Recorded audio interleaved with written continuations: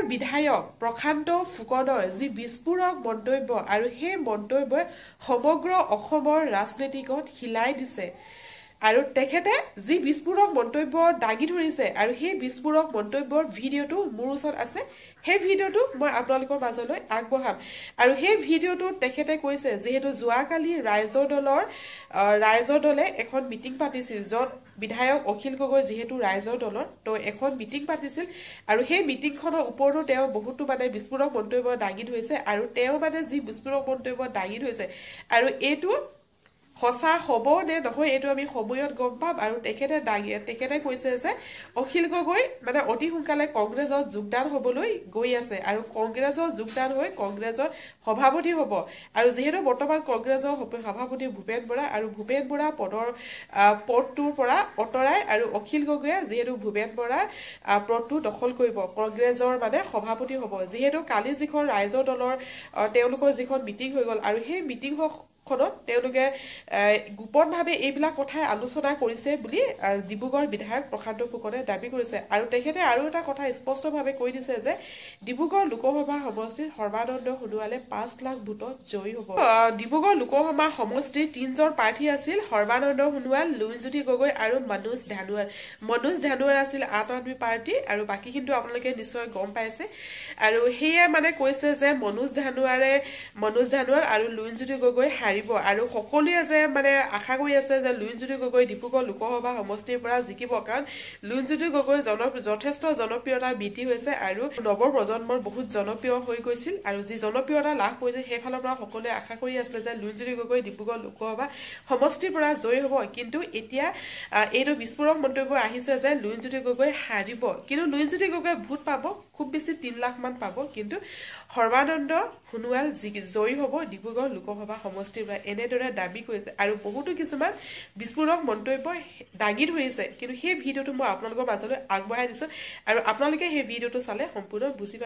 বুজি পাব আৰু ভিডিঅ'টো শেষলৈকে চালে আপোনালোকে সম্পূৰ্ণ বুজি পাব ভূপেন বৰা ডাঙৰীয়াই বৰ অবান্তৰ আৰু অবাস্তৱ কথা কিছুমান কয়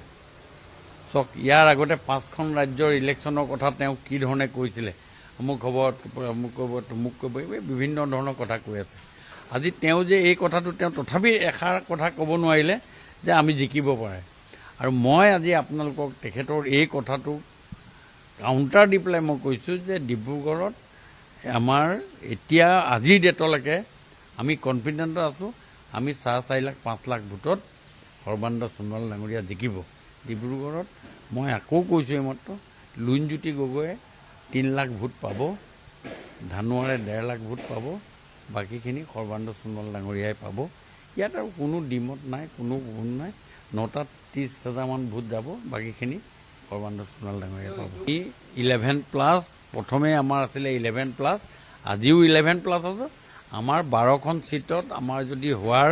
চান্স আছে আমি 13খনলৈ আমি ট্ৰাই কৰিছিলোঁ কিন্তু 11+ আজিৰ ডেটত আমাৰ এতিয়াও আছে ভূপেন বৰা ডাঙৰীয়া একো প্ৰাসংগিকতা নাই আৰু এইবিলাক কথা চব নাই আজি ভূপেন বৰা ডাঙৰীয়া কেইদিনমান আছে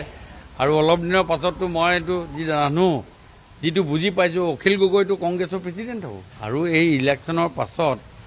অখিল গগৈ ডাঙৰীয়া কংগ্ৰেছৰ প্ৰেচিডেণ্ট হ'ব কংগ্ৰেছত তেওঁ জইন কৰি গোটেইখিনি তেওঁ হ'ব কালি তেওঁ মিটিং পাতি পেলাই চব ঠিক কৰিছে ৰাইজৰ দলৰ কালি যিখন মিটিং পাতিছে তাতে তেওঁ ভিতৰুৱাকৈ গোটেই কথাখিনি তেওঁ বুজাই পঢ়াই দিছে যে চাহ এতিয়া যদি আমি আৰু আশা পূৰণ হ'বলগীয়া হয় তেতিয়াহ'লে কংগ্ৰেছৰ লগত আমি মিতালি কৰিব লাগিব এবাৰ যিটো ইলেকশ্যন হ'ল আপোনালোকে এটা কথা মন কৰক যিটো ইলেকশ্যন হ'ল ইলেকশ্যনত যিটো কেম্পেইন যিটো কাম কৰিব লাগিছিলে ভূপেন বৰাই যিটো কাম কৰিব লাগিছিলে সেই কামটো কৰিলে মূৰৰ ঘাম মাটিত পেলাই সেইটো কাম কৰিলে অখিল গগৈয়ে in the name of Congress Akhil গগৈয়ে নোযোৱালৈকে মিটিং আৰম্ভ নকৰে কংগ্ৰেছ সভাপতি বহি থাকে তাত ভূপেন বৰা ডাঙৰীয়াই বৰভোজ পাতিবৰ কাৰণে তেওঁ ক'ত আছে তেওঁৰ সক্ষমতা ক'ত তেওঁৰ পৰিৱেশ ক'ত সৃষ্টি কোনটো ইলেকশ্যনত হৈছিলে ক'ত যদি তেওঁ তেনেকৈ মাংস কিনি থৈছিলোঁ ফটকা যদি কিনি থৈছিলোঁ সেইবোৰ পিছত পেলাই দিবলগীয়া এটা অৱস্থা হৈছিলে আৰু হৈছে আজি লাষ্ট ধাৰাবাহিক তেওঁ সভাপতি হোৱাৰ পাছৰ পৰা আপোনালোকে নিজে এবাৰ ভাবকচোন বাৰু ইয়াতে বহি থাকে তেতিয়া এবাৰ চিন্তা কৰিব এটা ইলেকশ্যনত এখন ছিটত তেওঁ জিকা নাই তেওঁ দিনত তাৰমানে তেওঁক মই আজি ক'ব খুজিছোঁ যে নিজিকা সভাপতি বুলি যদি ৰেকৰ্ড কৰিব খোজে সেইজনে হ'ল সভাপতি আৰু তেওঁ আজি এইবিলাক যিবিলাক কথা কৈছে এইবিলাক কথা নাই এইবিলাক শেষ হ'ব তেওঁ দিন আজি 4 তাৰিখৰ পাছত তেওঁ কংগ্ৰেছৰ পৰা ৰিজাইন দিব লাগিব বা কংগ্ৰেছৰ পৰা তেওঁক আঁতৰাব আৰু কংগ্ৰেছত মই যি দেখি বুজি গম পাইছোঁ যে অখিল গগৈ কংগ্ৰেছত জইন কৰি কংগ্ৰেছৰ সভাপতিৰ দায়িত্ব গ্ৰহণ কৰিব এইবিলাক 4টা বাতি ঘটি একেলগে থাকিলে দুখ কাটাক লাগে এইবোৰ দলৰ ভিতৰৰ কথা আমি এইটো চম্ভালি ল'ম সেইবিলাকত আপোনালোকে বেছি মাথা নামাৰিব এইটো আমাৰ ভিতৰৰ কথা আমি চব ঠিক কৰি ল'ম কংগ্ৰেছৰ ইমান ডাঙৰ ডাঙৰ সংঘাত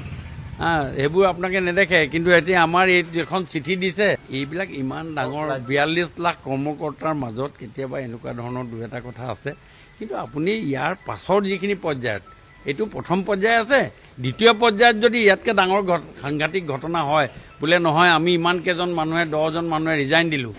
তেতিয়া আপোনালোকে মোক সুধিব তাৰ উত্তৰটো মই আপোনালোকক